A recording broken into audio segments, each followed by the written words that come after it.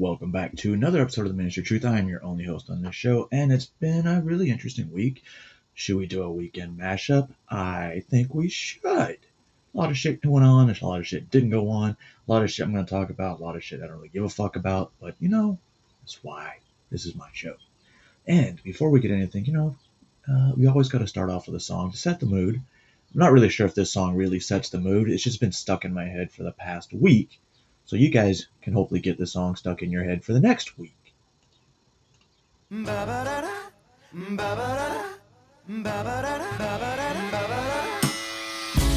look at my girlfriend. She's the only one I got. And not much of a girlfriend.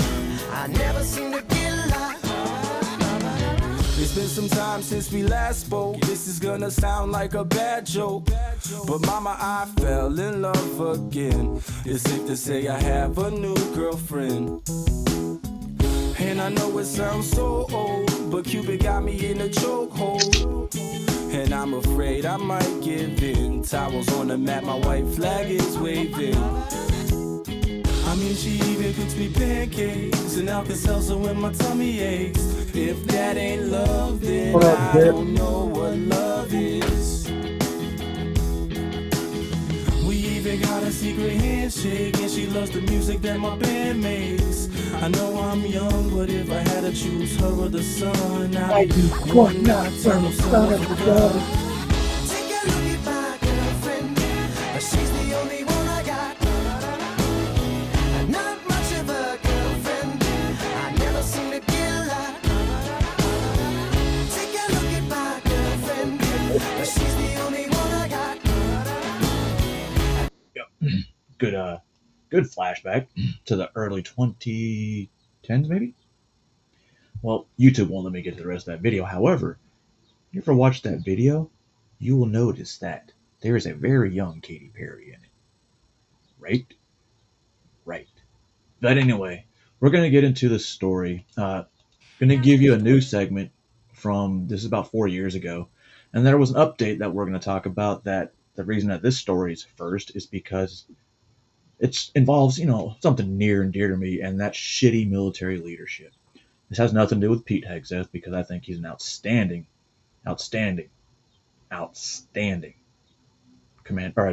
Secretary of Defense. And before anybody says, "Oh, what about the signal chat?"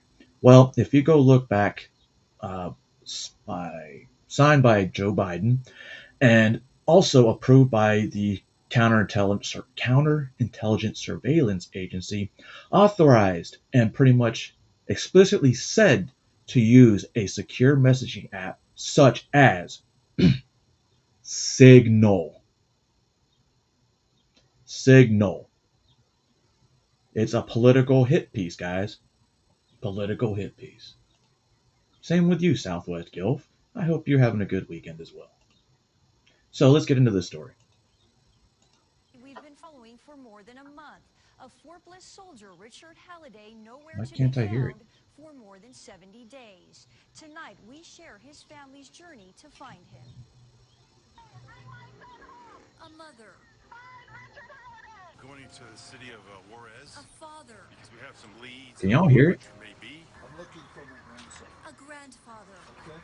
a family searching for missing forklift soldier Richard Halliday. The soldier now missing for over 70 days. Patricia Halliday desperate to find her son. We love you. We miss you. Come home. Richard Halliday, just 21 years old. Richard was born in Poland. We adopted him when he was about 5 All right, years so old. that's pretty much going to be useless. I can't hear it, and I don't want to turn it up because then you guys won't be able to hear me. But let's get to something else. That pretty much explains why I picked this story, because it was sent to me yesterday by one of my old buddies. Hold on, let me take a drink.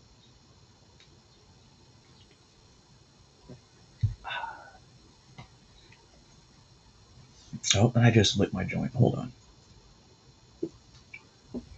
On January 25th, 2025, the DoD confirmed that Lieutenant General Sean Bernabe, I don't know how he says it because I heard the news and it was something really weird.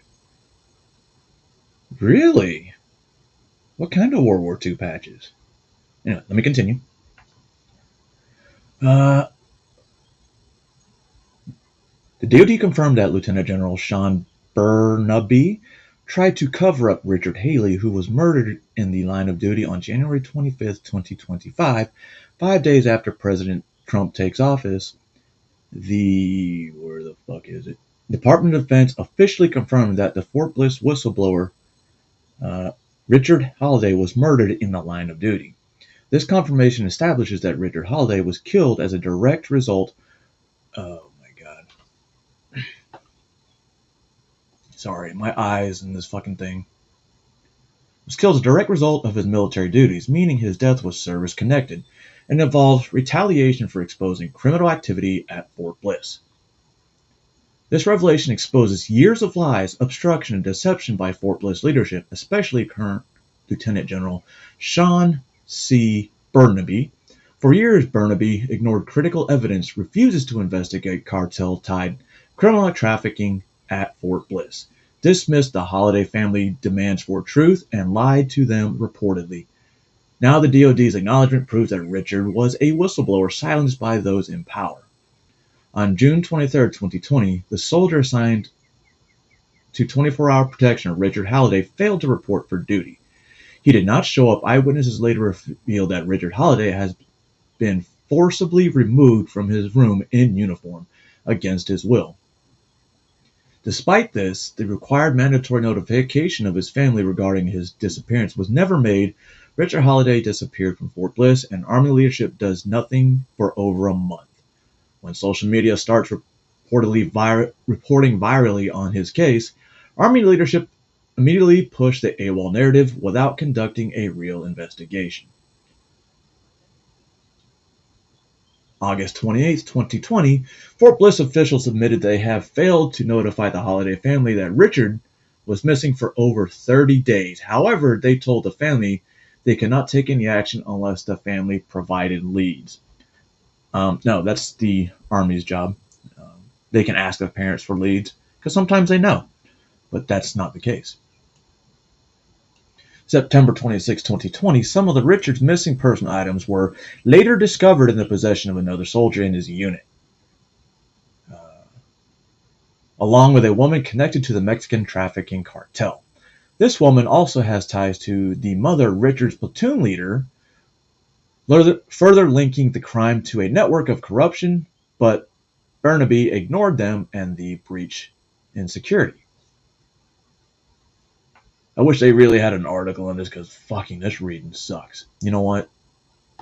To get the gist of it, this colonel, or lieutenant general in the United States Army, who was the commanding general at the time for the 1st Armored Division at Fort Bliss, Texas. That's not what I was supposed to put. Oh, God. Was a whistleblower. I'm not sure what the whistleblower consisted of, but it was enough for him to get murdered. And there's ties to where in the leadership position, such as a lieutenant, obviously ties to the cartels. Investigations kept going. Investigations kept getting pushed off, lied, falsified, and the family was repeatedly told nothing. Well, they found the body years later. This is in 2022, I believe they found the body, or 2020. And CID investigations, criminal investigation, that's like our FBI, investigated, and at the time she was also linked to the girl that was in the room that had the other soldier in the possession of stolen property. So it was a big cover-up from the very bottom to the very top. Now, the Lieutenant General was, again, the commander of 1st Armored Division at Fort Bliss, Texas, was allowed to leave Fort Bliss, Texas in the middle of the investigation and take command of the entire Fort Hood post. Was promoted to Lieutenant General shortly after getting there, and then now he is not a suspect, he is implicated as being covering this whole thing up. And I don't need to know more of this case to know that, yeah, that corruption legit happen. It happens all the time. This one went underreported because he wasn't a Hispanic female. Just keep that in mind. It was pretty much right across the state from Hood. You got El Paso, then Hood's in Killeen, south of Austin. So there's that. All right. Oh, all right. Yeah, there we go. Let's get back to the original.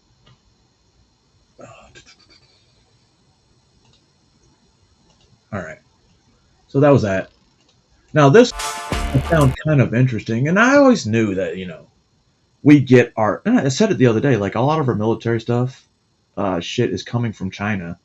So yeah, I believe that we still are in bed with China, and they know because we're getting microchips from them, and that's why we need to start developing our own microchips. And then I came across this. The Departments of Defense and Energy used blacklisted Chinese government supercomputers to help carry out more than 100 nuclear research projects. Oh joy.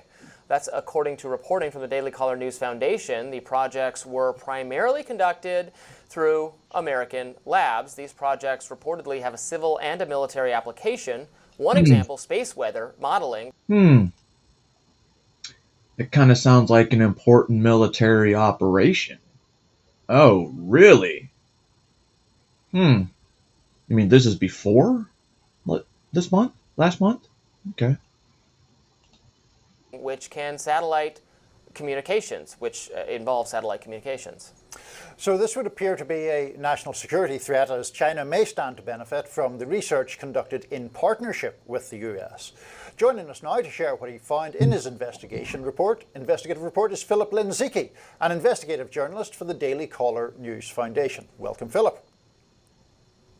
Thank you. Thank you so much for having me. Yeah, no problem. So just sketch out exactly what is going on here, because I read your piece and it seems to me that oftentimes these are joint research projects, I think, between the US and China, and the Chinese side is using these supercomputers, and there are security concerns from the American side about that. Is that correct?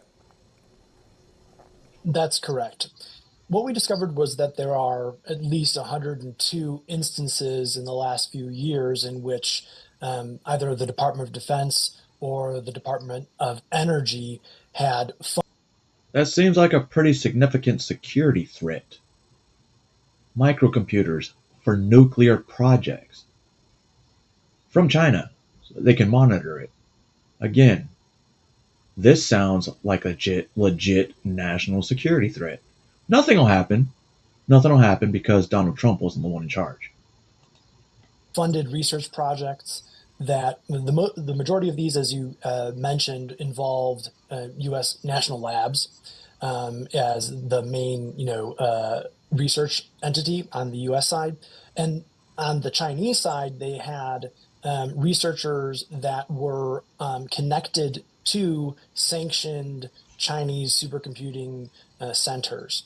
And so really the main issue that we found was that while the U.S. entities are sanctioned from sending any type of U.S. origined items to these sanctioned entities, the workaround would be that they could potentially send information or items to China-based researchers working with them on these projects, and that those China-based researchers could then actually physically press the buttons on these sanctioned Chinese supercomputers, and that they could run simulations and conduct calculations for these research projects. And the concern is that not only would the information, the core research potentially benefit China's military, but that by feeding these supercomputers with these complex, data sets, we could be,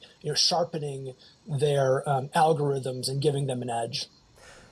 Who is doing, what agencies, what U.S. authorities make the determination that these are blacklisted, that these are sanctioned? Because that would seem to be an issue if one aspect of our government is saying don't work with this institution, and some other aspect of our government is saying no, it's fine, go ahead.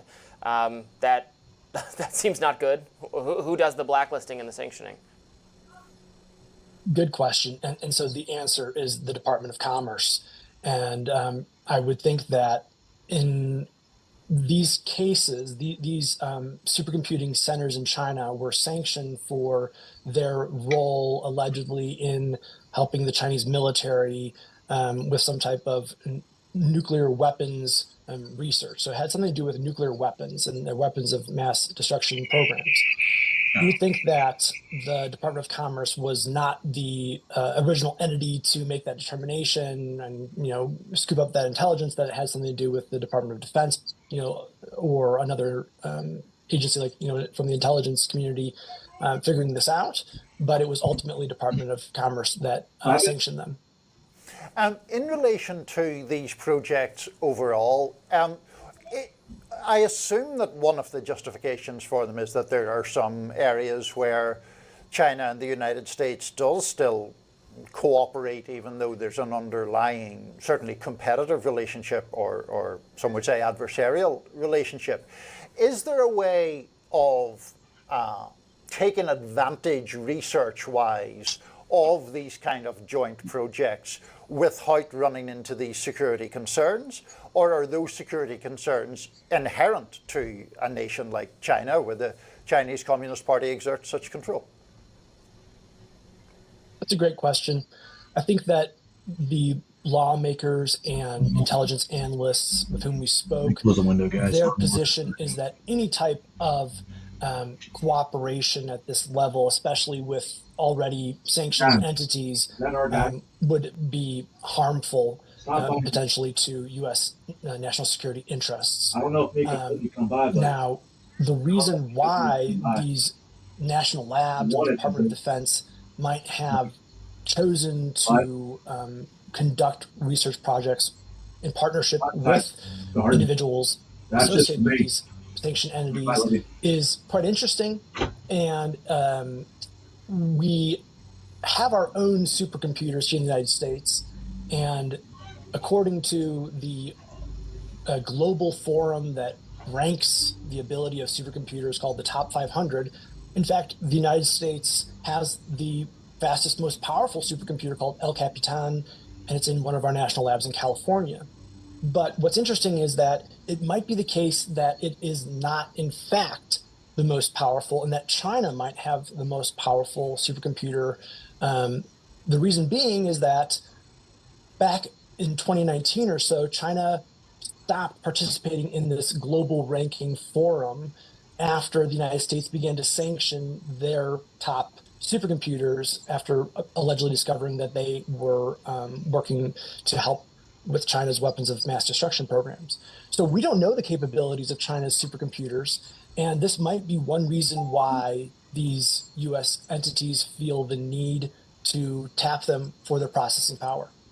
Do we have any evidence that this technology that we are working on in partnership with China has already been put to some kind of ill effect by them? I'm thinking of all the news stories over the last couple of years of of satellites, of spying, of balloons, of objects in the sky. Some of that which I think was shown to be our own military technology that was not being disclosed. But are they are they up in the sky based on this technology? Not to my knowledge, but we could imagine that some of this would be already used to their benefit. For instance, one of the projects was specifically focused on improving, memory storage for supercomputers, and so that would be likely something that these supercomputers in China would benefit from. Others, I can't imagine that the Chinese military wouldn't have taken a second look at them to see how they could be used. They had direct applicability towards things like you started off by saying with space weather modeling, which could help with aerospace or satellites or ballistics. So we don't know for sure, but folks are saying it's too close for comfort. And a last thing, is this being looked at by anyone in Congress for a kind of review? Have Republicans taken this up? Although concern about China's capabilities is one area of potential bipartisanship, I think. I'm happy to say that I agree, and there are great members such as Illinois' Raja Krishnamurthy, who's on the House Select Committee on the Chinese Communist Party, and that body, led by Representative John Molinar from Michigan, he commented on our piece and expressed deep concern for these type of research projects using sanctioned CCP supercomputers. So that much we know, and I'm hearing that there might be some movement this week. Hopefully that turns out to be the case, that some folks took interest and hope to, try and figure out what actually has occurred. Philip Lendzicki, fascinating. Thank you for staying on top of that story. We appreciate it. Like, we know this shit happens. Come on, it's not a new thing, because think about all of our military aircraft that's been failing and falling from the sky because, obviously they go to the cheapest bidder, and now we know that the supplies more likely than not come from China. And which is funny because when I was clearing the military and they were taking my gear back, one thing they would do, they would check the label. If it said anything other than the United States, it's not what was issued to you. You had to have it made in the United States, especially if it was made in China. Nope. Bring back one that's not. What's up, Juniper? All right, now that's done. Let's move on to the next mashup story. Tony, I'm going to be all over the place with this shit. But this is just a little bit of 3 minutes of humor. I don't know. I guess you could call it humor. Alleged Nazis were given better treatment during World War II than the Trump administration treated Venezuela. Well, that's first of all, it's ridiculous. It's just another example of a radical judge saying something that's just disgusting. To compare anything to the Nazis, the Holocaust. We follow the law and we remove terrorists. To compare that any way whatsoever with Nazis is disgusting. Nazis. I'm not going back to Haiti. One of those threats is this illegal alien from Haiti. Well, he's wrong. He's going back to Haiti. I can tell him that. AOC and others don't want ICE to enforce the laws that they enacted. She's a member of Congress. Let us enforce the laws you enacted. That's what we're supposed to do. You're exactly right. He had the House and Senate, Trump 45. He's got the House and Senate 47. What have they done? Nothing. So hopefully they wake up, or some Republican senators in Congress need to leave too. We need to vote them out because they're not doing the right thing. It's really pathetic that any member of Congress don't understand what the law says. They wrote the law. They enacted the law. It was signed by the president. It's a criminal violation to enter the country illegally. If I was on an airplane today, I didn't see that hearing, but thank you for playing that because now I'm going to sleep like a baby. Because if I can get to live in her mind rent-free every day, that's kind of cool. Again, we have someone who doesn't know what he's doing. Look, I forgot more about this issue than she'll ever know. I mean, for God's sakes, I've been doing it for 34 years. So we removed them. When they talk about due process, what due process did Lake and Riley get? Yeah. What due process did all these little girls who got murdered and raped, what due process did they get? No one hires an illegal alien, I truly believe, out of the goodness of their heart. They hire them because they work them harder, pay them less, and undercut their competition. Well, look, we're keeping President Trump's promise. President Trump has promised we're going to secure the border, which we've done to a large extent. We're still working on it, but we're at 96% decline on the border. And he promised we're going to prioritize public safety threats and national security threats, illegal aliens in this country, and that's what we're doing. So Boston, I said at CPAC, they're a sanctuary state, and we're going to come, and despite their sanctuary status, we're going to bring agents there, and we're going to take these worst of the worst off the streets. Illegal aliens use American Social Security numbers. Together with identity theft, we're looking to protect Social Security. We're looking out to protect United States citizens' identity. So when Doge went in and found all these old, ridiculously old people still receiving Social Security, that money had to be going somewhere. You think if you look at ActBlue and all those donations that people weren't making in the thousands and thousands of dollars, maybe, you think? Huh? The Democrats were knowingly laundering that money through ActBlue? Maybe that's why they just found random people whose names, yep, they donated, so let's just add more. Sounds legit. And their benefits from Social Security. Lawrence, one case, it was a child rape. He was released 2 years ago without honoring our detainer. It took us 2 years to find this person. So how many children did he attack in the last 2 years? All we're asking for is to let our agents in the jail where you lock somebody up and let us arrest them there when you're done with them rather than release them back in the public and making a public safety issue out of it. It's safer now because of the actions of ICE. ICE took, we arrested 370 illegal aliens in Boston and the surrounding counties, not just Boston. Majority of them were criminals. We had, numerous collateral arrests, and I've said it before in the show, and I'll keep saying it. Collateral arrests are going to be, people who aren't criminals that are found when we're looking for the criminal are going to be taken into custody. That's why we want access to the jail. Let us in the jail, the rest of the bad guy in the jail, because when we go to the community, we'll find them. Most likely be with others. If they're in the country illegally, they're coming too. Just a little mashup. Every once in a while, I take a look at those. This one. Welcome to Portland. Okay, this is James Klug. Normally he does street interviews asking about, Oh shit, they are cutting my grass. Street interviews, asking like one way politically and trying to see where fucking people are, right? Yes, those SBA loans as well. I totally forgot about those. Thank you, Yeti. They also found those, and all of a sudden it's another conspiracy. Elon Musk he's running the government. No, motherfuckers, he's actually saving money, but it's okay. We know how you guys were funded. Now we know, and it'll be interesting come 2022 when are they going to get the same amount, or are they going to get more money from APEC? That's never mind. So we're going to go into Portland, Oregon, and I've often heard that when it comes to homeless people, they choose to be homeless, and sometimes it makes sense. And then listening to these people that are living on the streets of Portland, they really choose to be there.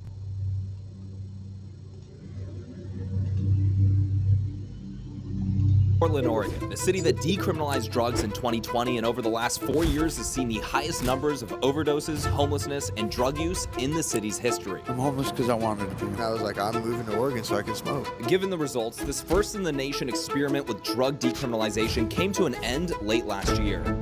So I met up with a couple Portland locals that have been documenting the crisis to learn more about it. My name's Tara. I'm a street photographer. I'm Kevin Dahlgren. I'm a videographer and independent journalist. So have there been any improvements since recriminalizing drugs in Portland? What can be done to get people off the streets? And can the damage to the community over the last 4 years be undone? You guys, do you have to watch out for anything when you're walking? Yeah, I totally missed the fact that Portland ended up criminalizing these drugs again, which is weird because 4 years of decriminalizing it pretty much even fucked Portland up even more than it already was. These areas. Watch out for needles. There's a decent chance there's going to be HIV in the needles. That's okay. That's gross. Those are, I'm going to be perfectly honest, not the best footwear for this area because of all the needles. So you always wear steel-toed boots. There's needles, there's glass, there's poop, and there's nails. We wear these things just because we don't want to get stabbed by the needles. So you got to be not the Nico, it's so over for us. I wear minimal shoes, so I've been fucked. Is poop on the street something that's just incredibly common around these parts, or is it around the city? What's going on with that? Well, there's not many porta potties. The porta potties we do have are oftentimes in flames, so everyone just poops on the street. They also use that porta potty for having sex. That is. Yeah, one over there. No. So where are we going right now? Walking towards the Blanchet House, which is a kitchen that serves food to the homeless. A large homeless population will sleep here 24/7 because they're fed 3 times a day. Is it a problem if we're filming right now? I was Are we just going okay? to say be mindful. Not everyone's going to be stoked. If they get pissed, please just respect that and put the camera down on them. Of course. Because there may be a reason why they don't want to be filmed. Maybe they don't want to be seen. These are brand new tents handed out by the county. These are brand new? And they're handed out by the county. There's millions of dollars. You mentioned that the city goes around taking down tents as well, so they hand them out and tents because they fund the nonprofits, the NGOs, to give them the tents, but then the city comes around and sweeps and removes the tents. So there's always this conflict. One person gives, the other person takes. And a lot of it is just an ideological war of just like, well, what's the best way to end homelessness? Do you end it by enforcement, or do you end it by helping as much as you possibly can till they're ready to get off their feet? So who do we got over here? Tara is talking to somebody right now. Yeah, we love him. Hey, brother. These are our friends from California. They want to learn more about homelessness here. Can they ask you a few questions, brother? Perhaps. How long have you been on the streets out in Portland? No, before they get into this, I was watching this and I realized, just like jail, apparently cigarettes are like currency for these guys, like a token, a goodwill gesture. A little over 6 years. Are you receiving help from the city? Do you feel like they're doing enough to get people off the streets? I have been able to help myself with what I need to do, and that's what matters to me. The other thing is like, if I were to say... Hey, Kevin, should we stay over here, or we... If I were to say... Sure, but we're calling 911 on this guy right here. He's severely sick, so we called an ambulance. What's going on? He just said he has severe digestive issues. He's very sick. He's been in there for a couple hours. He's asking for help. Tara's on the phone with 911 right now. We regularly call emergency services on these individuals. He's in a bad space, unfortunately. And that's a frequent thing that you guys are doing Very out here. frequently. If we're not helping him overcome an overdose, we're getting him into the hospital. Wow. It's everywhere. Do you choose to live on the street, or is it not your choice? I'm voluntarily homeless, man. I'm homeless because I wanted to be homeless. Do you mind if I ask why? To be honest, why you want I've to never been happier in my whole fucking life, man. If that tells you, I think I made a great decision for myself by being homeless. I would say half the homeless population I've met chooses to be out here. They like the lifestyle. They don't want to be in a small room by themselves, isolated. It wasn't until I was able to accept the fact that I obtained homelessness that I was actually homeless. But you see, I'm also homeless because I wanted to be. So I had to take time to remember to say, self, good job at obtaining homelessness like you wanted to. You succeeded. This young man desperately needs help. Tara, be careful where you're stepping.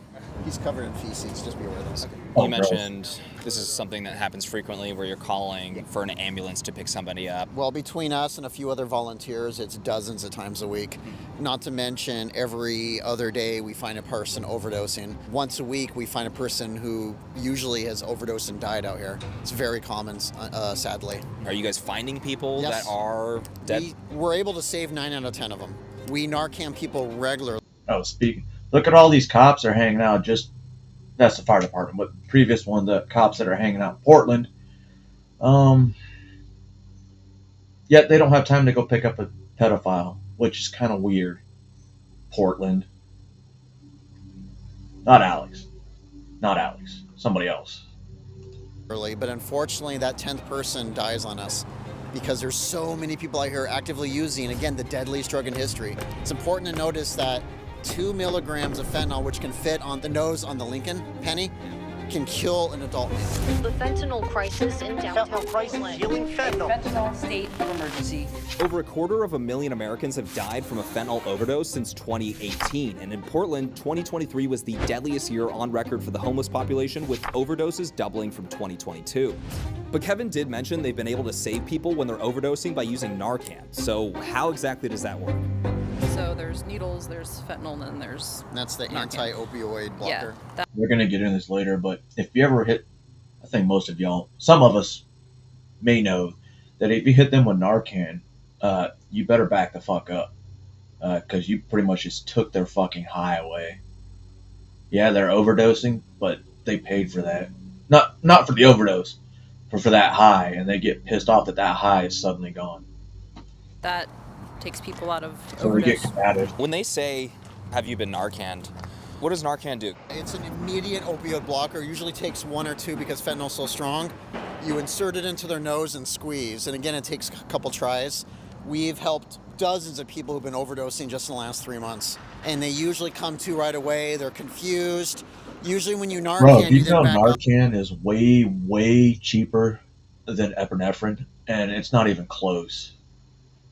We're talking about maybe epinephrine's in the hundreds to sell. Narcan's like in the cents. It just doesn't make sense. Off because sometimes they have weapons and they don't want someone leaning over them because they don't know what the heck is going on. You need to back up. You back off because sometimes they have very negative reactions. Interesting negative reaction is you stopped my high. They're more angry that we stopped their high than we saved their life. Except that one guy who was like, "Oh, you guys did a great job. That was my best overdose ever." Because we only Narcaned them once, not twice. Because 1 won't take away your high. but will generally speaking take you out of the overdose. 2, we're guaranteed to get the overdose and then takes with it high immediately. And it's not just the high, it puts them immediately into withdrawal. So it switches them back into, oh my gosh, I'm withdrawing, now I need to go find drugs again. And then they go get it and they overdose again. Yep. You just handed him a tent. Where'd you get this? I worked for Joint Office Homeless Services, and I just pick up tents. People donate them to Right, me, Donovan, and but come I hand them think out in to 2024, because now it's illegal to do streets in the street of drugs in Portland. I think they criminalized them back again. people. Wow. I'm doing this because I love God. Because this is where I was raised. It's in the streets. This is my family. Is she homeless? Yeah. When it comes to you documenting your experience on the street, are you doing photo shoots with everybody? Do you recognize a lot of people, or are you seeing new people all the time? Well, Good to yes, see you, Donovan, and brother. yes. Yes, So yes. we're constantly getting an influx of new people, basically. Hope all's well. Homeless tourism, drug tourism. But of course, there's people that we recognize all the time. There's even times where someone has changed so much over the amount of, like, you know, a year of being on the streets here that I don't necessarily even realize it's the same person. But Whoa. then I put it in my Lightroom, Right. and it does face recognition, Right. and it'll pop up as like, is this the same person? And I'm like, What are the drugs that are doing that to people, changing the face, changing the look? What's fentanyl? Yeah. Since there's been so much death and destruction out here, a lot of the addicts out here are trying to switch Bro, back to meth. They busted like a huge fentanyl dealer in my area like 2 days ago. And it looks like these motherfuckers are not only selling it, but taking it. Because it's safer, which is crazy to say. Right. And also, heroin is now safer because fentanyl is 50 times stronger than heroin. Is it difficult for them at all to switch away from fentanyl going to heroin because it's less powerful? It, It's doesn't hit very them as hard? difficult. They're just terrified of one hit could kill them. Hey, How we doing? These are my friends from California. They're talking to people about what it's like to be out here. Do you want to share Maybe Cam should go up there and sell some kratom to these guys. really quickly? We love you because you always have a good insight. What do you mean, to be homeless? Well, homeless, addiction, just really street life. Not addicted. I don't do fatty. I don't disagree with it, but You don't do fetty? No. What do you do? I do crystal from time to time. I use it for pain. How often are you doing meth? I don't know, not that much, but the sad fact is, it's not anyone's fault but the ones who decriminalized it. You can't be mad at people for using it. Okay, so it's not in the open anymore. It seems like people are getting in the habit of kind of hiding it. You see their backs a lot. Right. A year ago, people were just like sitting at bus stops in front of little old ladies doing it, and it just was out of control. Completely out of control. there are some very dark days where it's like the mood is dark. Comparatively speaking, this is a pretty mellow day. Everyone's in a good headspace. We're not seeing fist fights in the middle of the street. We're not seeing overdoses. We're not seeing a lot of people screaming in pain. This is chipper. It's chipper. Chipper for Portland. Chipper. It's chipper. We're gonna wait for the ambulance if There's you no want. ambulances. They're all booked. Like, there's no ambulances. Wait, right say now. that again? There's no ambulances to pick him up. Holy crap. That's Okay. So, that's I'm gonna make sure frustrating. somebody. have you heard that before? Yes. It being booked? So- They're Well, literally that being too busy. said, idiot, I don't plan on trying either one. I'm pretty content with what I got. So to where they imagine, can't show so up for here we people. are calling 911 on someone who seriously needs help, and they say they're booked. That's insane. I'm glad you could witness it because this is a Surprised when problem. they actually come. So you guys, we're waiting for an ambulance for this gentleman right here. Experiencing what was he saying he was experiencing? Are you detoxing? Yeah. So when you're detoxing, stomach pains? Oh, it just all comes out. Like, It's bad. This is the result of detoxing off the most addictive drug in history. This is what's happening. And I would argue this is definitely a emergency, and you would hope ambulance would show up, but they're booked, so now we have to wait. And paramedics never actually ended up arriving for him. Instead, the semi-homeless lady dropping off tents started treating him herself, which you'll see soon. Do you want a cigarette, brother? These are my friends from California. They want to learn more about homelessness. Do you want to share your perspective, what it's like to be on the streets? It's okay. I like being on the streets. I like. Oh, you do like being on the streets? I do because I have more money in my pocket when I get paid. Right. If you're living on the street, how's the weather been for you? Where do you go at night? I've been going to the shelter. I just sleep in a tent for 2 or 3 nights, but it got so goddamn wet, and there's so many people peeing in the street, and that's wild. Everything smells like shit. You're better off sleeping in a shelter. If you sleep outside, it's not very bright. It really ain't. If you can find a clean place. Imagine the streets similarly smell to the streets of Iraq. because there's definitely open sewage everywhere, and they have black water just flowing, and it's fucking terrible. I stepped in it once with brand new boots, and I was so fucking mad. Like they're all drunk and just pissing in the streets. I don't get drunk myself. You don't drink? No, I don't drink. I smoke meth and pot, and that's it. You know, I feel better about myself when I wake up the next morning after getting meth high instead of being drunk. You know, Right. 'Cause drunks, that's not the smartest thing to do. It really ain't. Do you have any goals of quitting it all, or no? Do you enjoy it? No, I enjoy it. I really truly enjoy getting high. I really do. He did, Yeti. I'm not sure if that's the same guy they're going to talk about later. I think he has a metal plate in his head. I like getting high. This is very common. I heard the questions you asked. A lot of people out here enjoy using drugs. They choose to be on the streets. That goes against the narrative that we've heard over and over again from the system, is that housing ends homelessness and everyone's an addict because they have no choice. A lot of people choose this. And this is the only way to end this crisis, is to know and understand the problem. All right, you guys, let's take a few moments to talk about today's sponsor and the people that made this video possible, Private Internet Access. Using the internet, also get an extra 4 months. Hey, brother. Hey, you want to hop in? I'd be glad to, you know. Another cigarette? Sure. How long have you been homeless? Off and on, probably 6 years of my life. What drugs are you using? I like speed. I like marijuana. You know, obviously I smoke the heck out of marijuana. I use psychedelics. Did you move to Portland because of the decriminalization? Absolutely. In all truth, you know, I just bought a little bit of speed there or whatever, and I was like, I'm moving to Oregon so I can smoke. For sure. And not you weren't having to worry about, you know, I guess getting the law. You could have a bubble, you could have a bowl loaded up, you could be smoking. As they say, as long as you're not blowing it in anybody's mouth, you're fine. Were you aware that they did like recriminalize it last year? Has that impacted you at all, or no? No, it hasn't. Have they been enforcing it at all? It certainly is what it is. I mean, the law changed. I mean, hardly anyone that I even know that's had too much of a run-in. Is most people just have the sense to just put things away. Kevin, this is seeming to be foolproof when it comes to the cigarettes. This is definitely your strategy here. Is that correct? I mean, is it better than cash? It's the best icebreaker in the world. This gets further than cash, gift cards, anything, is everybody wants a cigarette, so we always have smokes. I would imagine some of them might even reject cash just because they don't barter in that way, or they don't have a need for it right now. And we proactively offer cigarettes all the time. You know, we're not here to judge if you're smoking. These are people on the streets in survival mode. The last thing we care about is if they're smoking cigarettes. What do you have right there? What is that? So this is naloxone, and this is what works with CPR. The fentanyl now is like so strong that the Narcan isn't really working. This city is growing so fast and so rapidly that it's just not prepared. Like no matter how much money's sent into here, they're not prepared for how bad this epidemic's become. They're mixing this stuff at home, and you don't never know from one hit to another if it's going to be the hit that's going to kill you. Individuals overdosed and died over the weekend. Police say 2 PPS students were found dead. Drug overdoses are hitting downtown Portland. The deaths were all over the city. Do we think it's a mixture of, hey, they had difficult upbringings? 90% of the time, it is absolutely difficult upbringing. It is childhood trauma. A lot of people out here went through something severe when they were very young. Most people don't generally wake up one day and be like, this is going to be great. That's good, man. We need more people like that guy. They got a lot going on. They have a lot of demons and stuff, and they're just like, I don't want to be indoors and feel claustrophobic. Do you prefer being out here instead of a shelter? I think people think they can get over on me easily, and I just don't want no problems. So I don't like some shelters. You feel more at risk being in a shelter than on the street? I wouldn't say risk, I just don't want no problems from anybody.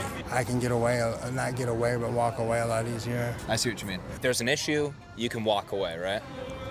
Sometimes, yeah. Like, you want to be in a shelter with a bunch of volatile people. This guy I know who's in a very nice new shelter that took forever to build, he's in a bunk, and so the guy beneath him in the bunk is like smoking fentanyl. And he's trapped in the room with this guy, and nobody does anything about it. I worked in the shelter system for over 7 years, and it's just a chaotic environment. Most people don't want to go. Has anybody ever approached you in the last year and 3 months you've been out here and offered you real help to get off the streets? Yeah. And did you decline it? Yes. Is that because you weren't ready to live indoors, or you? Yeah, I wasn't ready yet. If they're giving out tents for free, how come some people just don't have tents and are just, sleeping on the side? I mean, first of all, they don't want the pain of having to put it up and take it down every day.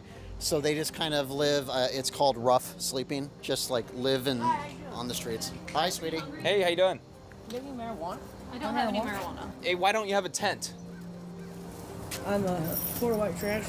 How long you been living on the street like this? Since I became poor white trash. How did you end up on the streets? Do you remember? I thought I would be okay being homeless because I thought I'd be in better shape. Oh, look at So her you kind face. of chose to go on the streets at least a few years ago, and then you've just been out here ever since, which is very common. It doesn't get you in better shape. It doesn't. Do you want off the streets? Yeah. You do? So if someone were to approach you today and get into a shelter, you would go? Yeah. You would? Yeah, definitely. Because we can call someone and get someone here, dear. I don't want to go in any vehicle with somebody who's had. I understand it because you don't know us, but if you were interested in a shelter, we can give you the information, okay? But like that's common is a lot of people choose to come out on the streets. And then they're here, and then they get trapped. Hey, man. This is Echelon. They do solid work out here. They're here to keep the streets clean and safe, so he has access to shelters, he has access to housing and resources, and so they kind of find that delicate balance between enforcement and compassion. These are the only other people we see out here except for volunteers, is private security, but these are people really trying to make a difference out here. Is it funded by the city or is it a private company? It's private, and again, this is an example, the businesses fund these individuals, Oh. not the city and not the county. So this is the natural result when you have a community unable or unwilling. No, they're literally taking care of their own. That's crazy. I mean, it's crazy good. Well, why can't, the whole country be like this? To solve the crisis, businesses hire private. That sounded bad. Oh, never mind. I'm just going to stop. Security to keep their area clean. How did you end up living on the street, if you don't mind me asking? When I got out of rehabilitation, I tested dirty.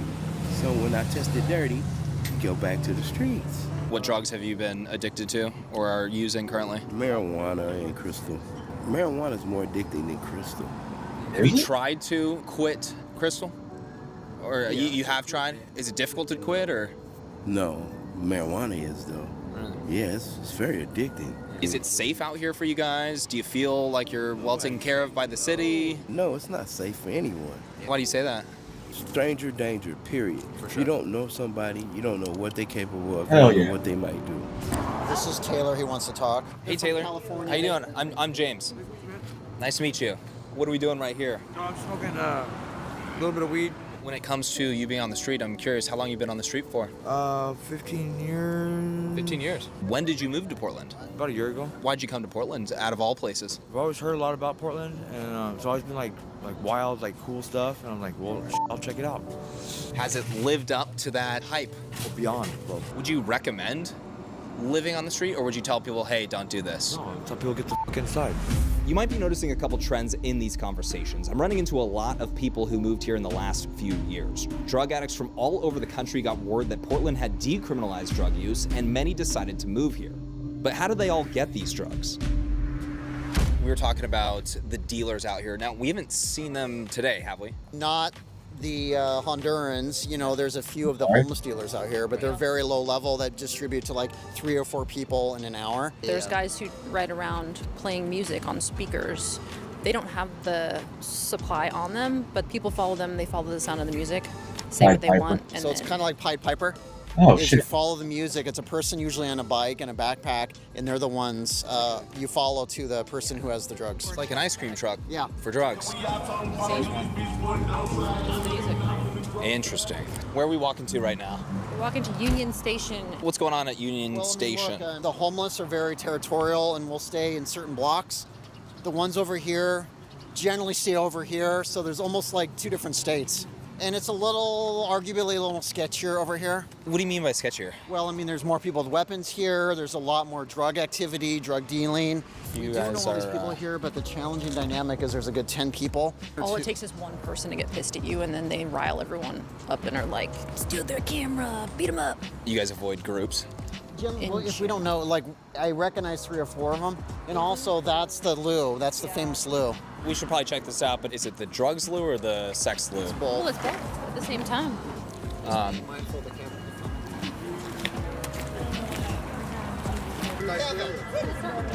There you go. Your name's James? Yes, sir. I'm James, too. I'm also like, You've gotten photos from Tara? Yeah, no, she takes the best pics. Was it just me that picked up on that, or was there like muscle there, or no? So there was a guy behind you holding a knife. He was a little wary with who we were. He knows Tara. He may not have recognized me, and that's why I just stayed close, because we're outsiders. He possibly was contemplating they got good equipment, or maybe I need to use this to get rid of them. A month ago, Tara and I were handing out jackets. Everybody was happy and lovey, and literally within 10 seconds, there was a brutal fight in the middle of the streets where they were repeatedly kicking a guy in the head. And this happens sometimes, and you don't want to be in the middle of it. And I've been stabbed out here twice. Wait, hold on. You've been stabbed out here? Twice, but I've been out here for a long time. I've been doing this work for 20 years. What other injuries have you received? Well, I mean, I've had multiple guns pulled on me over the years. I've had glass shoved into my neck. I've been burned. I mean, you're working with very unpredictable people out here, and sometimes that's going to happen. Would you like a cigarette, brother? No, I'm good. No worries at all. I'm the president of the United States. Nice to meet you. Wait, well, I mean, they want to interview for the president. Are you the new President of the United States? Hello, Oh, Dominic. we have to meet you. I heard Donald Trump was elected. Not anymore.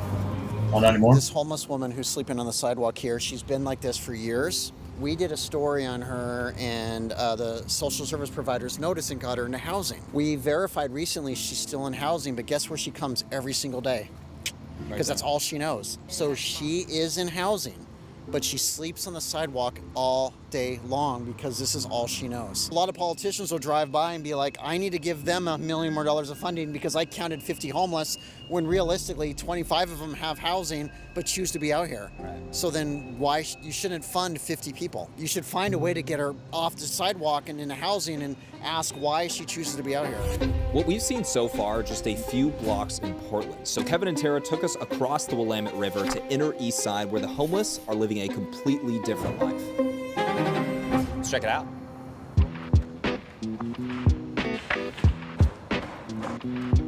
Looks like a railroad track on a river. This is glorious because this is a good example of someone literally building a tiny home right now.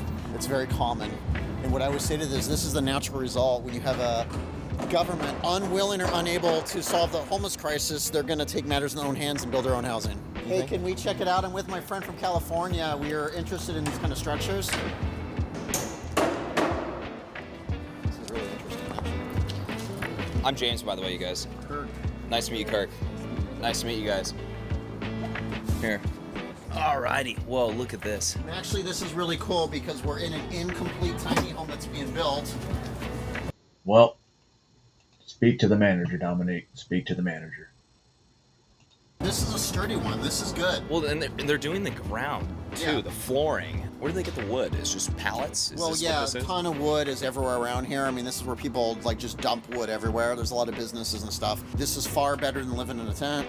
Are you building this on your own? Is everyone helping out, or is this yours? Yeah, this is mine. This is yours? Yeah. Are you sharing it with anybody? Interesting. See, that's probably what I meant by the similar to that Social Security scam. Not saying it's a scam. I'm talking about the people that were old as fuck that weren't really alive, and then the SBA thing I totally forgot about. So yeah, yep, we know Act Blue is a big fucking thing for a certain political party. Or no? Of course. Yeah. Friends? Our friends. Our core group Your crew. Yeah. But, if somebody came by and was cold, whatever, I would. Where'd you learn how to make something like this? I mean, this is pretty complete. Common sense. I used to work construction. It actually looks really crappy, but. Kind of shit we used to do downrange in Afghanistan. We would just find fucking pieces of wood and then build a place for us to sleep. Like a semi-hardened structure. It's not the best because I only had a handsaw and a hammer. You can imagine if there was no such thing as currency, right? She's a carpenter. Right. I'm a farmer. She builds me a house, I feed her for life. So this is very common here. This is where we see structures being hand built because you can get away with it more. Where exactly is that dude farming crops? Because it's less visible. Right. I mean, there's no. Actually, I was deported, but then I realized I was an American, so I had to come back up through the southern border. It's certainly more hidden for sure. Yeah, this isn't really a residential area. It's industrial, so people are gonna camp here longer because they can get away with it. So we just saw a pretty well-built house. This is one that's built, maybe a little less effort, but this is a good example of a tiny home being built next to the train tracks. How often does the train come? I mean, it seems like up there might be a quieter place to set up shop than about right every here. 20 minutes. Wow. Every 20 minutes. Yeah, these go by every 20 minutes at least. Yeah, that's pretty intense. They but recently at some point you started get used arresting to it. people for using drugs. Has that impacted anybody or no? Have you guys noticed anything with it when it comes to police officers coming by? I've been busted twice already. Yeah. You've been busted twice already? Yep. What'd they bust you for? Getting high. Out here, have you ever Narcan somebody? And how many people have you Narcaned? Too many to count, brother. Too many. That's my. Unfortunately, I've already called Tom, and Tom Holman will not deport you. He specifically has orders not to deport you. So yeah, you're fucked. In fact, 2 days ago, right there, a kid took one hit off of a fentanyl boil or whatever, and down he went. Do you know how many times you've been Narcaned? 14 Jesus. times. Probably about 6 times. 6 times, personally? Have you ever been Narcaned? No, Have you Narcaned somebody else? I have. How many times? A few times. Why is it? Homeless that live in boats down here and along other spots on the river, and they get told to move here and there, but essentially like they just kind of hang out on the boats and live there until they sink. So you guys, we have a couple boats out in the water right here. Is that one? There's no way that one is. I totally would have commandeered a boat. Tell because that's not normal to have like the bicycles on there. Right. True. All the junk and stuff. So this is usually where the concentrated area of people who are, arguably homeless, not homeless because they're actually living inside a boat. But these are just kind of known as the homeless boats. Don't fall. Well, Wait, how is that racist? I'm protecting you. I'm protecting you.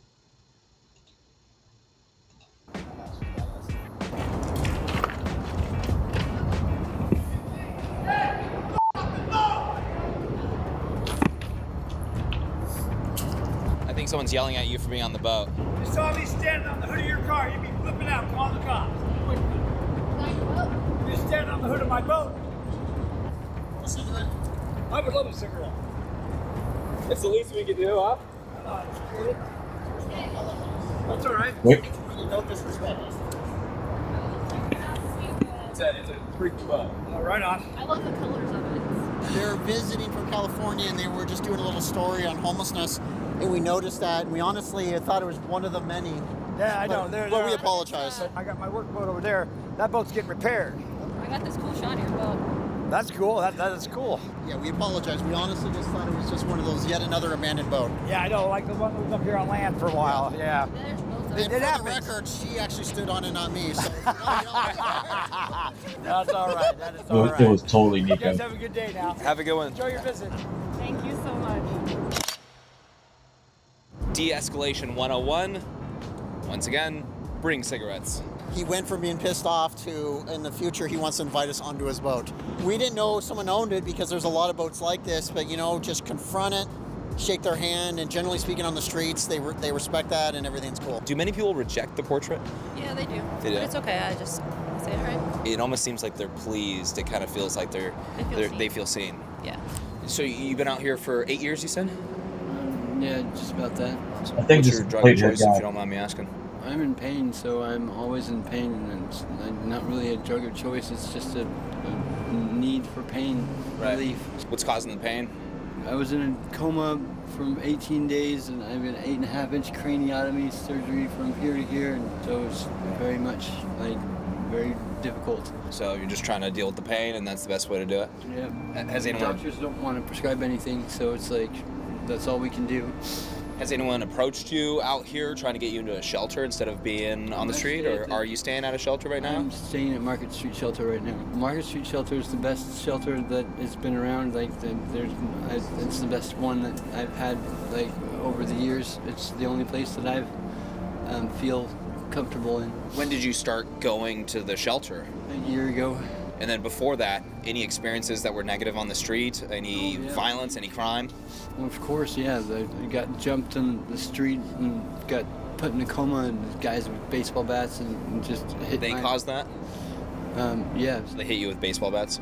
Yep, and then Brass Knuckles, his friend from behind, came with Brass Knuckles and hit me like from behind. I was sleeping on the street in a tent, and then over 7-8 years, and finally, like, I prayed to God and I need some help, and I finally Market Street Shelter. We're just learning what right now? A fan of our work. They're donating an RV to Tara and I to give to a homeless family. Do you guys have a pretty good idea of like a few groups or a few families that you could give that to? Think of. I mean, they didn't specifically say it has to be a family, but we certainly want to go it to a deserving, hardworking person that's working really hard to get off the streets. By the way, if people do want to donate stuff to you guys, where can they go? I have a Venmo that people can say specifically, like, I would like to donate this for this purpose, like food or whatever. So yeah, my Venmo is Tara-Fall. I also put things on an Amazon wish list that I could give a link to. To not complicate things, we just have everything go through her, so it all goes to the same good cause. Oh, is something burning right there? Here.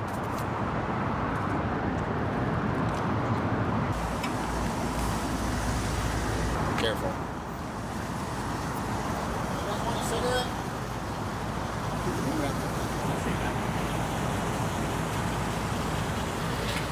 Friends are filming a documentary. When they film the sidewalk and stuff, you can come out in. I don't know if I'd want to be outside that. There's several people nodded out inside. So. What is that smoke? That's the motor? No, that is the smell of fentanyl. Jeez. That you can smell. It's very chemically. Yeah. There's about 4 or 5 men completely nodded out, and one young female. She looked to be about 18, 19 years old. She's the one who answered. I gave her 3 cigarettes, but it's just a pigsty in there. Just terrible. I wouldn't want my worst enemy to live in something like that. So we're doing a documentary here, and I'm just talking to some citizens. Obviously, a big thing over the last few years was Measure 110, decriminalizing drugs. Obviously, now they are recriminalized, and I'm wondering if you thought that was the right thing to do. Oh gosh, I don't know. I mean, I'm for decriminalization, but then I've read about how, crime has increased and there's been, I think, more overdoses. So, well, we can all see it went bad. Did you support it initially or no? I did, because a lot of things were promised that it was going to be helpful for all these individuals, and the help then it wasn't there. Yeah. So we just did them wrong. Yeah. Sadly, I voted yes. Have you noticed it getting worse over the last 4 years when it was decriminalized? Yeah, it's been getting steadily worse. I mean, they openly do it. I feel as if I'm in India. I feel awful walking past somebody who doesn't have a house. Do you think a lot of them are out on the street by choice or no? No. Who wants this kind of life? I'm voluntarily homeless, man. I'm homeless because I wanted to be homeless. Nobody wants that. Nobody's actively choosing to be living out here in the cold and in the rain. She is in housing, but she sleeps on the sidewalk all day long. Over the last 4 years, when it was decriminalized drug use, what were some of the crazy things that you would see personally just being around Portland? What we all have witnessed, just walking here to the store and seeing needles, seeing people dying, seeing dead people, and like these foils that they were stuck in your shoe, and then you will know like it was paraphernalia to use drugs, and then you just bring them to your house.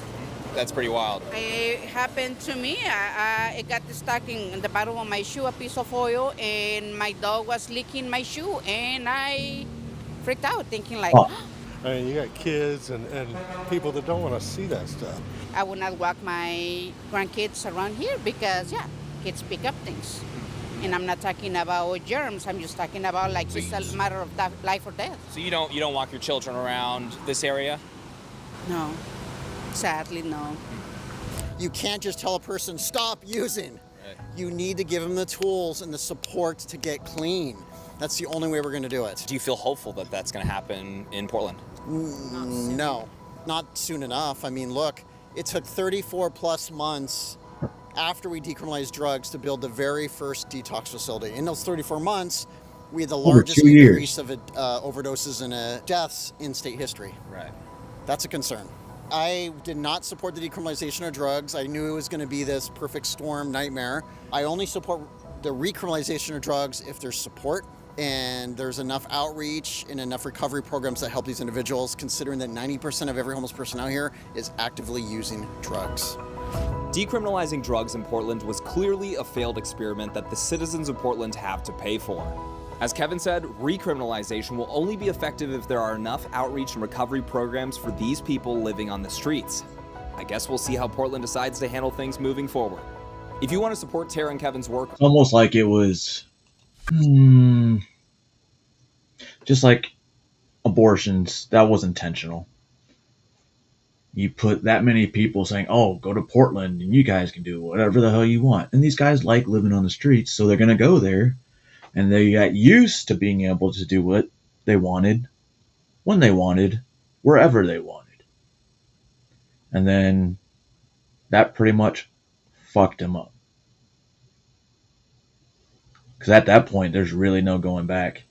And, hold on.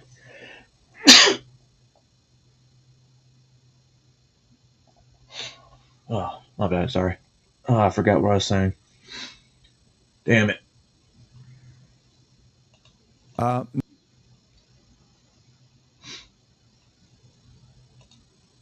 Okay, so I was watching something this morning. I think this is from this morning. No, this is from yesterday. Oh, shit. Did I really have this many videos?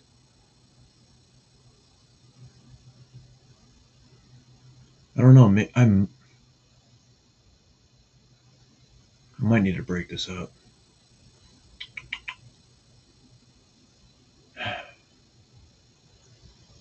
Fuck.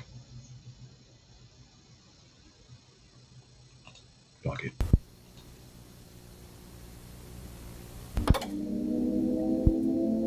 On April 25th. Now keep in mind, watching this, and wonder why, you know, there's certain Democrats that really want to keep PBS and all them funded, saying, oh, it's for Sesame Street. Hold on a second. Hey, Alexa. Doesn't HBO own Sesame Street? According to an Alexa Answers contributor, no, it is owned by Sesame Workshop, a not-for-profit organization based in New York. Non-profit organization. Okay. Well, maybe I was wrong. Maybe I wasn't. I don't think I was.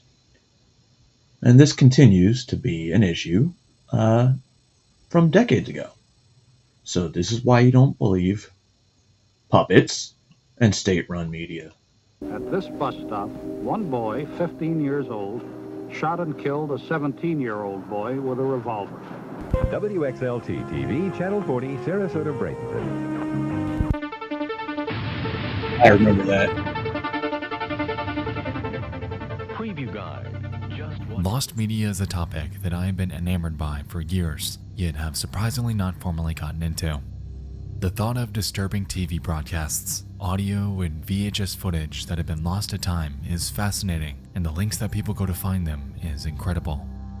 So much dark and disturbing content has existed even before the internet, and the aim of this series is to dive into them, their search and their stories, because, as it turns out, some of the darkest lost media out there seems to have always existed among us.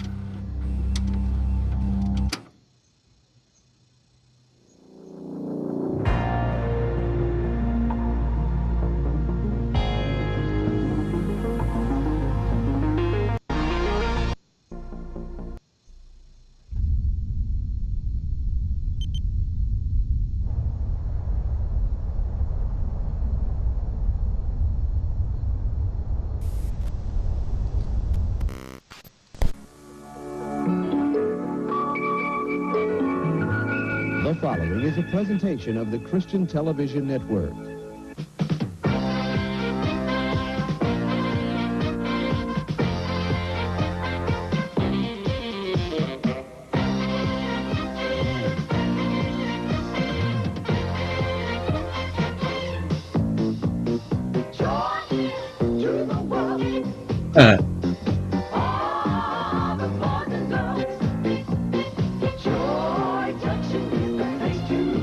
My bad, Andrew. Come and join us for a half hour of fun and games at Joy Junction. Now here's Sheriff Don. Hi, how you doing? Good to see you. 1980. A show is broadcasting on the Christian television network named Joy Junction. It's textbook public access TV, set at the eponymous village and hosted by the town sheriff. Throughout the show's lifespan, the town residents would join in for educational bits about the Bible, and kids were encouraged to take part in various games. It seemed to have been pretty successful during its time, as it was on the air for a few years. Bizarrely, nearly every record and archive of this show ever existing have been wiped though, merely leaving us with a handful of surviving re-uploads on YouTube. This has, admittedly, made it difficult to find any further information about Joy Junction aside from what we can distill from the existing footage. But that's okay, because that's not the main reason we're here anyway. Hi, everybody. What's happening? Hey, Ron, good to see you. Ron, I've been waiting and waiting and waiting on you. Oh, I'm sorry I got tied up, Marty, but traffic was heavy and the stores were busy. You know how it is when you go shopping. One of the show's cast members was a ventriloquist by the name of Ron, and he was present in nearly every episode, joined by his doll Marty. Going to come back. Well, I did come back, didn't I? No. Yeah. I told you I would come back, didn't I? Yeah. And I'm sorry. Typically, they'd have a quick conversation about whatever the topic of the day was, and it, at least in the surviving archives, appeared to serve as a bridge between two segments of the show. Ron's full name was Ronald Brown, and in the years following the show's eventual end, he'd launch his own puppeteering company out of Florida called Puppets Plus. On his website at puppetsplus.com, we can observe a myriad of their clients, along with the age groups that he was primarily hired for. Ages 2 to 5 and 6 to 11. Now, at first glance, this seems par for the course in his profession. Children's entertainment was his forte. However, it's when we back up and take a look at Ronald as a person when things begin to sour. You see, throughout the years, Ronald had a strange dynamic with children. For instance, in 1998, he was pulled over for a traffic violation and was found to be in possession of boys' underwear. His excuse was that he used them for his puppets, and he was eventually let off. Other complaints came throughout the 2000s about him giving rides to kids in his church van. Unfortunately, police could never do much because there wasn't any explicit crime being committed.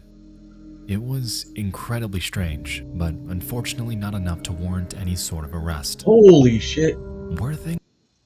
On Wednesdays, a ventriloquist and puppeteer named Ronald W. Brown would have some children over to his trailer home in Largo for a pizza party.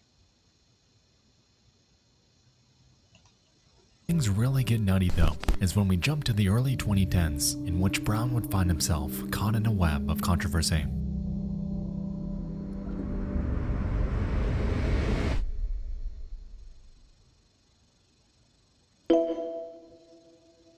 You've got mail.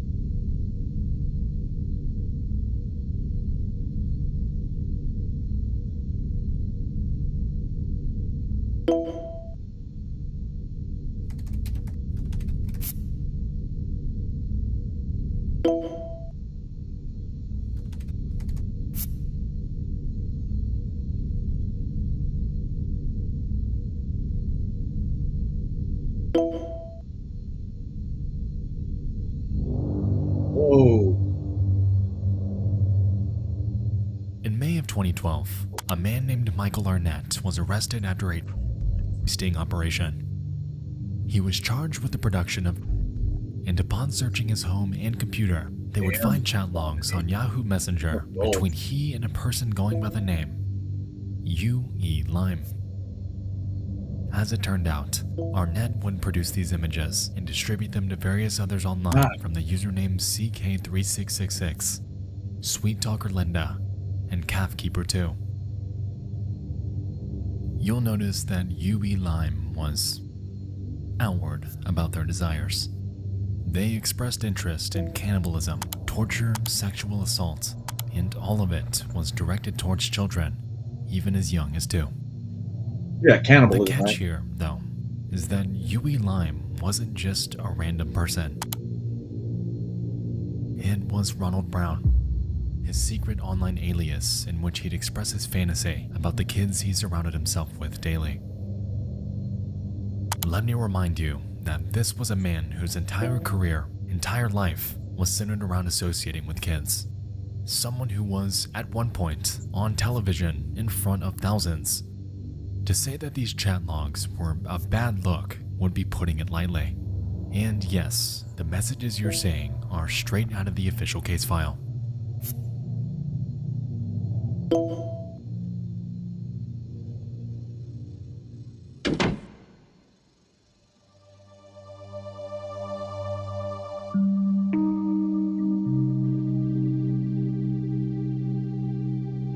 After corresponding with Yahoo.com, authorities were able to track down Ronald Brown and tie his username to a profile on a necrophilia website named cutedeadguys.net. Ronald's profile has been lost to time. However, through his own case report, we're able to find details describing it. On this site, his bio read, "I love them young and dead. I enjoy them fresh, but like to see them displayed in their casket too." And a few snippets from his post history. "I like the blonde boy. Would love to snuff him. Very hot pics. That boy looks dead. I like that one. I'd love to kill them." It's safe to say that at this point, there was more than enough to warrant an arrest. And on July 19th of 2012, that notion would finally become a reality. Federal marshals arrested a Largo man for possessing and conspiring to kidnap a child. They say he was a puppeteer who performed for children in the Bay Area. News Channel 8's Yolanda Fernandez has been following this story for us. She is joining us live tonight from Pinellas County. Well, Keith, 57-year-old Ron Brown is here in the Pinellas County Jail tonight. Federal investigators say it was his gruesome and very graphic online chats with the known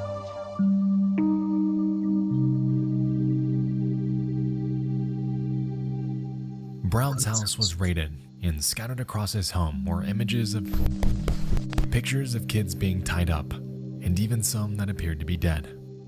Furthermore, agents found CDs with much of the same material, a blow-up sex doll dressed in boys' clothes, a journal he kept about his fantasies dating back to 1978, and even books about serial killers and cannibalism.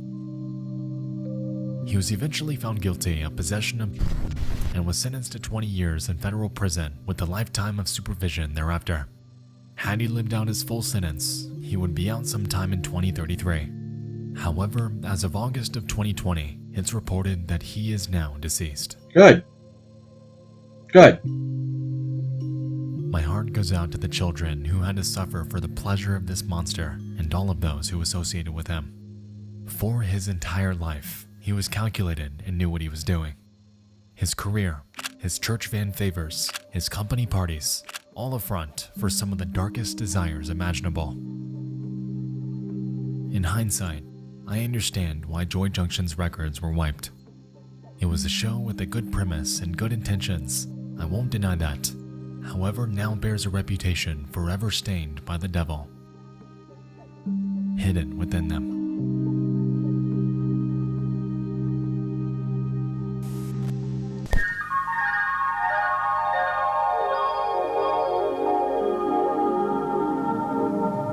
These messages will be right back.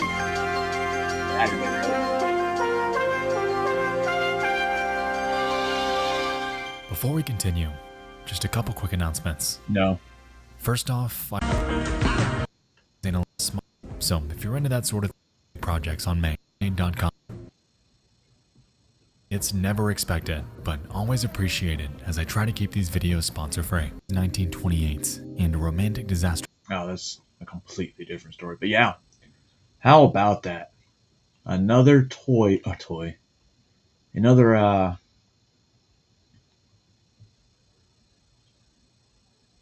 forgot what I was gonna say. Another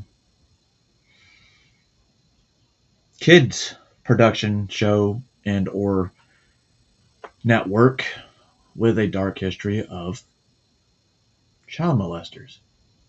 Did you, Juniper? Oh, there it is. I'll take a look at it later. I thank you. Appreciate you. And from that, we're going to head to this guy. If you have ever had to care for little kids, you've probably spent a lot of time on your knees, cleaning up messes, looking for the toys, or looking for clothes, or looking for food, or just praying. And yes, you have probably done that check under the bed for monsters. My question to you now is, have you ever found one? Did you? Did you ever find a monster lurking under a child's bed, just waiting for you to turn off the light and go away so that you can do some monstrous deed? Because a babysitter in Kansas did. She literally found a monster under the child's bed just the other night.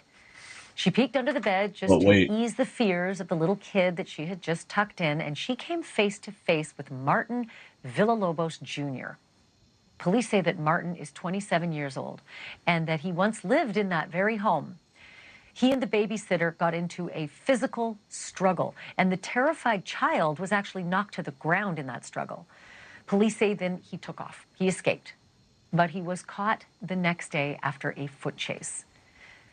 His relationship, if any, to the home's current residents is unclear tonight, but there is a court order for him to stay away from that home. It was already in force, and apparently just days earlier, he had been arrested for violating it both in January and in February. Oh.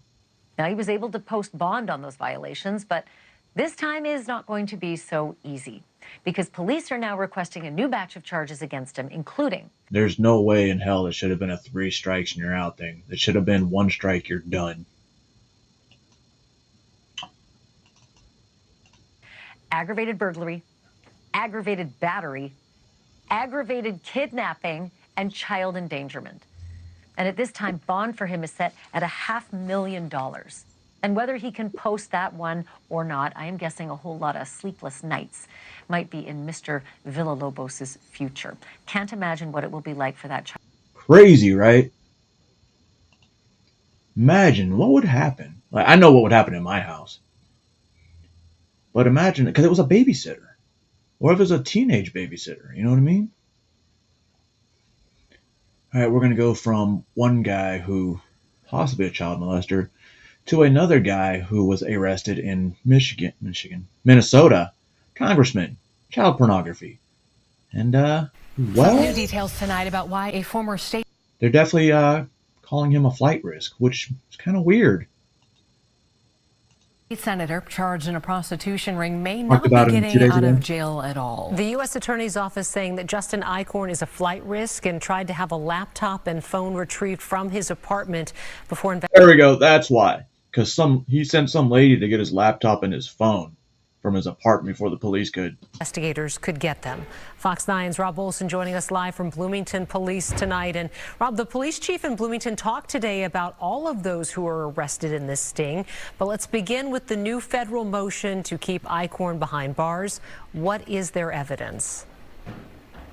Well, they had talked about in this motion that came in yesterday on a Sunday, which is unusual, but they talked about a couple of jailhouse phone conversations that Eichhorn had with an unnamed person, Individual A, they called them, on Wednesday and Thursday, talking about a laptop in his St. Paul apartment. Legislators have apartments during the session, and a phone that was there. He had a couple of phones with him at the time when he was arrested, but there was another one in the apartment, and they were talking about making arrangements to go retrieve those. So the FBI did a search warrant on Friday, held the scene secure until the warrant started. They say they stopped a woman from Grand Rapids, which is where...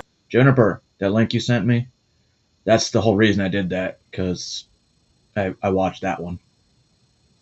Eichhorn is from going into the apartment. She said she needed to get the laptop In there, they did find a red bag with his laptop in it and a phone which had been factory reset. But they also found a handgun and ammunition and about $1,000 in cash. Now, the handgun is important because in his kind of his intake questioning before his detention hearing, he said that he did have a gun, but he did not have a gun at his apartment in St. Paul. So the federal authorities here, the U.S. attorney, said he lied about that. And It's in his they apartment. believe that he was trying to retrieve this laptop and phone potentially for evidentiary reasons. They don't know for sure, but that is their assumption when some circumstances like that happen. That had been, again, the phone had been reset, factory reset. They noted that could be done remotely by somebody with access to the account. Early indication is that it was done prior to the arrest, but they're still trying to look into what that means. So in the meantime, again, they want to keep him behind bars because they say he's a flight risk here, and he lied about the weapon. Rob, so this Bloomington police chief talking about this larger sting today. It's called... It's crazy, right? Fucking politician. He was going to... What the hell? Who was more than likely going to try and jump bail if they bailed him out. Remember, they said that he was the only one that was still in custody. Now we know why. We really know why. All right. This one was crazy. I did not know about this until I found it today. Because it premiered a day ago, which is probably the reason I found it. So this is something I did not know, and well, good thing I don't really like going inside McDonald's.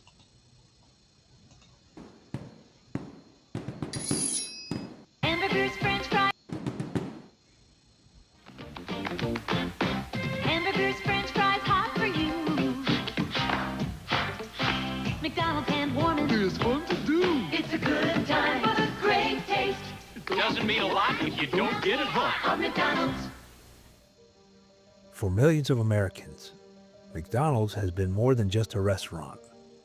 It's a childhood memory, a fast and affordable meal, and one of the most recognizable brands in the world. By the 1980s, McDonald's had become a cornerstone of American culture, with thousands of locations across the country, serving millions of customers every day. Families, workers, and children alike found comfort in the Golden Arches. But on one tragic summer afternoon in 1984, that sense of comfort was shattered. July 18th, 1984, started like any other day. I was almost Customers placed their orders, employees worked their shifts, and families gathered for a meal. But by sundown, the San Ysidro McDonald's would become the site of one of the most deadliest shootings in American history.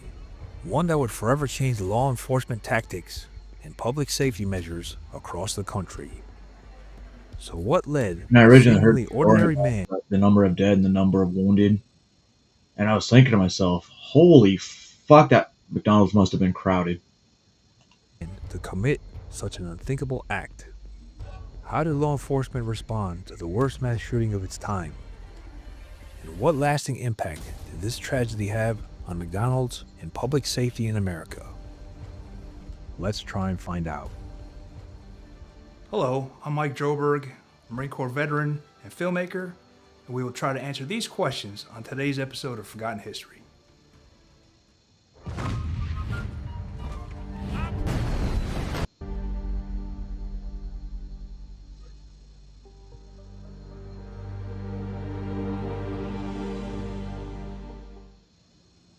To understand the horror that unfolded on July 18th, 1984, we first have to understand the man behind it. James Huberty, a 41-year-old former welder and security guard. Huberty was by most accounts an angry and unpredictable man. Born in Canton, Ohio in 1942, he had a troubled childhood. After his mother abandoned the family for a life of religious evangelism, Huberty was left to be raised by a strict father. This early instability seemed to shape his resentment towards the world. Despite his rough upbringing, Huberty seemed to settle into a relatively normal life. He married his wife Etna and had 2 daughters, and moved to various states for work. As a skilled welder, he found employment in Ohio, but like many Americans in the early 1980s, struggled when the economy took a downturn. When the local steel industry collapsed, Huberty lost his job, and the financial strain only worsened his growing paranoia and rage. In 1983, desperate for a fresh start, the family moved to San Ysidro, California, just a few miles away from the US-Mexico border. But the change of scenery did little to ease his troubles. Unable to find welding work, Huberty took a job as a security guard, but was soon fired.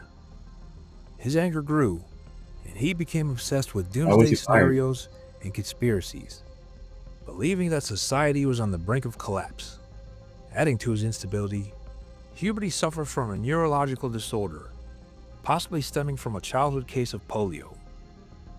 In early July of 1984, he visited a mental health clinic, claiming he was hearing voices. This is crazy. But when no one returned his call, he took it as a sign that help wasn't coming. On July 17th, the day before the massacre, Huberty ominously told his wife society had its chance. The next morning, he took his family to the San Diego Zoo for what seemed to be an ordinary day out. They ate together, watched the animals, and returned home. But that evening, he told his wife he was going hunting for humans. After leaving the house, at exactly 3:56 p.m., James Huberty walked into the San Ysidro McDonald's, carrying 3 firearms and a bag full of ammunition. What happened next would be one of the deadliest mass shootings of the decade. Not a single was an AR. Employees behind the counter barely noticed Huberty at first. After all, people came and went all day, but something about this man was different. Dressed in military-style fatigues, with dark sunglasses, and a bag slung over his shoulder, he wasn't there to order food. Before anyone could react, Huberty pulled out a 9mm Uzi and raised it toward the counter. One employee, 17-year-old John Arnold, was standing at the register when Huberty pointed the weapon directly at him. But instead of firing, Huberty simply pulled the trigger. Click. Nothing. The gun had jammed. For a brief moment, silence filled the restaurant. John Arnold froze, expecting to die, but nothing happened. His manager, 22-year-old Hernandez Herrera, snapped at him, thinking he was joking. "Stop fooling around and get back to work," she said. But before anyone had time to process what was happening, Huberty fixed the jam, adjusted his grip, and pulled the trigger again. And this time, the gun fired.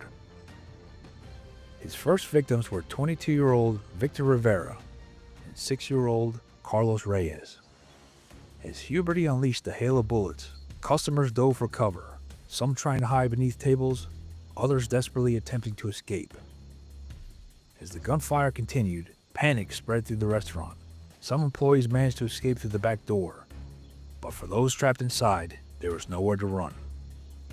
Huberty methodically walked from table to table, shooting at anyone in sight.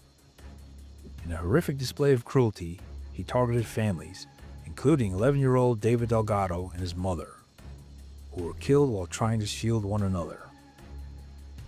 The attack lasted for 77 minutes, but that's like a long fucking time. In total, Huberty would fire over 250 rounds, with many of his victims being children, including the 8-month-old Carlos Gallardo, who was shot in his mother's arms. At 4 p.m., the first police officers arrived on scene, but due to initial confusion, officers believed the shooter was holding hostages inside, leading to a delay in action. Pathetic. As the gunfire continued, SWAT teams prepared for a possible standoff. Outside, horrified bystanders watched in terror, knowing their loved ones were trapped inside. For nearly an hour, James Huberty continued his rampage. Law enforcement maintained a perimeter, but didn't immediately storm the building. Inside, the death toll continued to rise.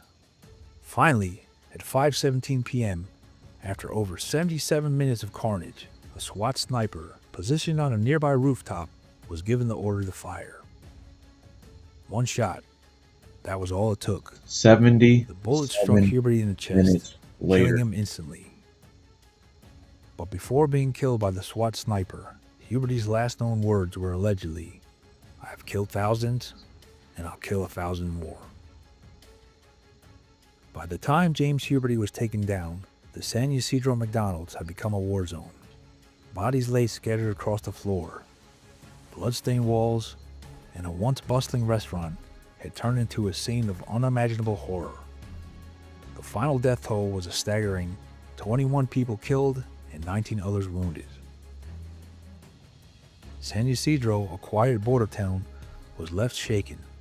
In the following days, makeshift memorials were placed outside the McDonald's, where grieving families and residents gathered to mourn the victims. The city of San Diego declared a state of emergency, and nationwide, Americans were left asking the same question: how could this happen? Following the massacre, it's funny. After every mass shooting, what's the first thing they say? How could this happen? This guy went looking for help, and they ignored him. He knew he was mentally ill, and they ignored him. Every mass shooter lately, like, we were tracking him. We knew, blah, blah, blah. So why do you wait for something to happen? Huh? It seems kind of fucking suspicious. You guys are always tracking these people, but you don't move until they actually kill people. speculation grew about what drove James Huberty to commit such a heinous act. Some pointed to his financial struggles, others to his untreated mental illness. His wife, Etna, later claimed that he had been seeking psychiatric help in the days before the attack, but was ignored. Psychologists later diagnosed Huberty posthumously with severe paranoid schizophrenia. His growing paranoia, violent tendencies, and the belief that society had failed him all culminated in the worst mass shooting of the decade. But we may never fully understand what drove him to commit such an atrocity. The impact of the massacre reached far beyond San Ysidro. McDonald's, as a company built on family-friendly branding, found itself at the center of public outrage after the massacre. While they were not legally responsible for the shooting, people associated the tragedy with the company itself since it happened inside a McDonald's restaurant. Some victims' families and members of the public believe that McDonald's should have done more to prevent the attack or better protect its customers. Well, when you hear about the next person they tried to sue, think about Uvalde. Not Uvalde. What was the fucking place in Connecticut? Littleton? That's Colorado. Sandy Hook. Huberty's widow, Etna, filed a $5 million lawsuit against McDonald's and the gun manufacturers, Uzi America and B.L. Jennings, Inc. She argued that McDonald's food contained high levels of monosodium glutamate, MSG, which she claimed... Listen, bitch. First of all, I was eating MSG from a very, very, very young age, and I continue to do so as well. Don't blame that shit. Don't blame that shit. My mind is perfectly well rounded. Yeah. See how I fixed that? Claimed trigger her husband's violent behavior by affecting his mental state. She also suggested that McDonald's security measures were inadequate, leaving customers defenseless against... Well, first of all, I didn't know McDonald's was supposed to have security in them. That's kind of odd. It's an attack like this. Her claims against the gun manufacturers were as follows. She alleged that they were responsible for selling firearms to an unstable individual, contributing to the massacre. However, the court dismissed all of Edna Huberty's claim due to the lack of evidence. The idea that the McDonald's food could have influenced Huberty's action was widely ridiculed and rejected in the court. The gun manufacturers were also not held responsible, as Huberty had legally purchased his weapons. And even though McDonald's wasn't legally at fault, they faced public pressure to take responsibility in some form. Victims' families demanded that the location never be reopened and instead be turned into a memorial site. Initially, McDonald's offered financial assistance to the victims' families, but was hesitant to tear down the restaurant. However, due to the massive public outcry, McDonald's demolished the building in 1985, less than a year after the massacre. The land was later donated to Southwestern College, which built a satellite campus on site. A memorial plaque was placed there to honor the victims. Wait, you mean you built a campus there on site? Yeah, I totally want to go to a class where, the site of a mass shooting, where the building was torn down, but I guarantee you it's fucking haunted. The massacre exposed critical failures in law enforcement response. At the time, standard police procedure was to contain an active shooter situation and wait for SWAT teams to intervene. Oh, wow. But in mass shootings, every second counts. The 77-minute delay in stopping Huberty led to harsh criticism of law enforcement's handling of the event. As a result, police across the United States overhauled their approach to mass shootings. Departments adopted new active shooter protocols, emphasizing immediate engagement to neutralize threats faster. The tragedy at San Ysidro changed the way law enforcement responds to mass shootings, paving the way for modern-day tactics. 21 innocent people lost their lives that day, their only mistake being in the wrong place at the wrong time. Despite the horrific death toll, many people survived, often by pure luck or quick thinking. A family of 5 survived by hiding in a booth, playing dead for over an hour. A mother and her 11-year-old son were shot multiple times but survived by lying motionless. And several employees escaped through the back exit before Huberty could reach them. Shortly after the shooting, Huberty's wife Etna and his daughters fled San Ysidro and changed their names.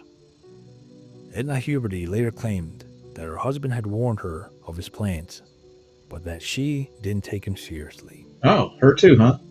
The San Ysidro McDonald's massacre remains one of the darkest days in modern American history. A senseless act of violence that stole 21 innocent lives and left a lasting scar on the nation. While the tragedy exposed critical failures in law enforcement response, it also led to sweeping changes in active shooter protocols, ensuring that future incidents would be met with faster and more decisive action. Though the site of the massacre has long since been replaced, the memory of that fateful day and the lives lost should never be forgotten. We remember the victims, the survivors, and the lessons. You think that they might have, I don't know, named some of the buildings on that campus for those individuals' lives lost? That would be pretty relevant. Not relevant, but memorializing. Like Chandler Hall. I don't know if their names were Chandler. I'm just making that up. Perez Hall. They said Mexican names, right? This is California. Yeah. Unfortunately, shit like that has been happening, will continue to happen until we correct the real root problem of all these troubles. It's not guns, it's people. And by people, I mean mental illness. Right? I have a legit mental illness, but I don't go around wanting to, I'm going to go shoot some people today. That was just an example, YouTube. And my agents, that was just an example. But yeah, I don't know really much to tell you about today. I was going to do another one, but I think I'll save that for later. Because we're going to talk about the pyramids, a fuel dump, and plasma bubbles. Right. Crazy shit coming up, guys. Crazy shit. I really don't want to play political fucking videos anymore because it's starting to get stupid. But I occasionally do one every once in a while because that's what I do. But, ladies and gentlemen, boys and girls, and children of none ages, I hope you enjoyed the show that was presented for you today. And, sorry, I'm not telling you how to think because that would just be fucking retarded.